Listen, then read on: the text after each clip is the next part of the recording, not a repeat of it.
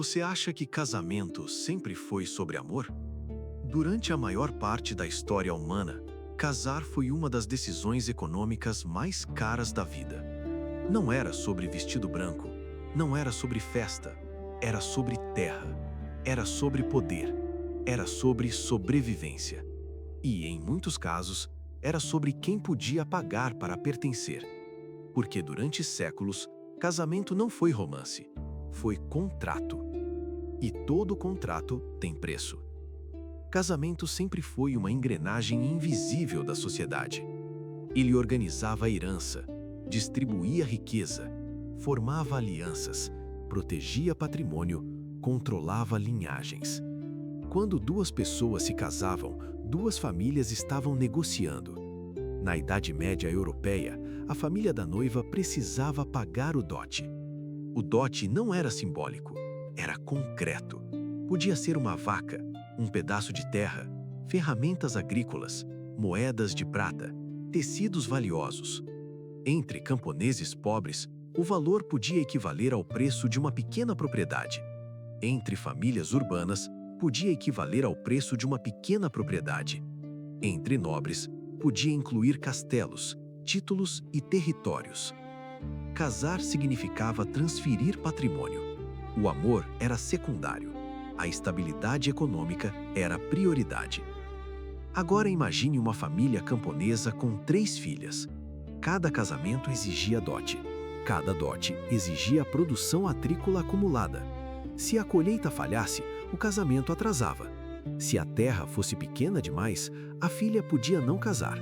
E permanecer solteira naquele contexto não era liberdade, era vulnerabilidade econômica. Em várias regiões da Europa, muitas mulheres entravam para conventos não por vocação religiosa, mas porque suas famílias não tinham recursos para pagar o dote. O sistema invisível selecionava quem podia formar família. Quem não podia pagar, ficava à margem. Na Roma antiga, o casamento era ainda mais estratégico. O pai da noiva oferecia o dos. Podia incluir dinheiro, propriedades, escravizados. Entre aristocratas, o valor era tão alto que funcionava como instrumento político. Casamentos encerravam guerras, selavam alianças entre clãs, expandiam influência territorial. Em termos proporcionais, o custo podia equivaler ao que hoje seriam milhões. Não era festa, era geopolítica doméstica. E havia risco. Se o casamento terminasse em divórcio, o dote precisava ser devolvido. Casar era investimento, mas também era aposta. No Brasil colonial, casar também exigia estrutura. Taxas para a igreja, documentos religiosos, enxoval, celebração pública. Entre famílias ricas, o dote podia incluir terras e pessoas escravizadas. Entre pobres, significava anos de economia. Sem casamento formal, filhos tinham dificuldades legais para herdar bens. Mulheres tinham menos proteção social. Casamento era legitimação, era reconhecimento público, era acesso ao sistema. Mas existe algo ainda mais profundo. Casamento sempre foi uma tecnologia social, uma ferramenta criada para resolver problemas estruturais. Quem herda? Quem pertence a qual linhagem? Como evitar disputas internas por propriedade? Antes do casamento formal, conflitos por herança podiam gerar guerras entre irmãos. O casamento organizava a descendência, determinava legitimidade, criava ordem onde poderia haver caos. E existe uma camada econômica ainda mais invisível. A terra era limitada. Se cada geração dividisse igualmente as propriedades, em poucas décadas ninguém teria o suficiente para sobreviver. Então, o casamento ajudava a organizar essa fragmentação. Filhos homens herdavam, filhas recebiam dote e transferiam parte do patrimônio ao casar. Isso mantinha blocos de poder organizados. Casamento era engenharia patrimonial. Em muitas regiões da Europa Ocidental, as pessoas só casavam quando tinham condições de sustentar uma casa. Isso atrasava o casamento para os 25 ou 30 anos. E atrasar casamento significa reduzir número de filhos. Ou seja, o custo do casamento funcionava como controle demográfico indireto. Não era apenas cultura, era equilíbrio econômico. Casamento influenciava crescimento populacional. Compare ricos e pobres. Entre pobres, casar podia significar unir duas pequenas propriedades para sobreviver ao inverno. Entre ricos, casar podia redefinir o mapa político. O mesmo ritual, impactos completamente diferentes. E famílias ricas frequentemente casavam entre si. Isso mantinha patrimônio dentro do mesmo círculo. O casamento reforçava a desigualdade. Riqueza não se espalhava, ela circulava dentro de alianças estratégicas.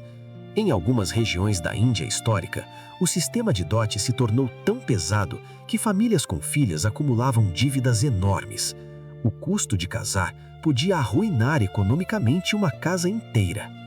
Quando o custo estrutural ultrapassa a capacidade produtiva, o sistema começa a falhar.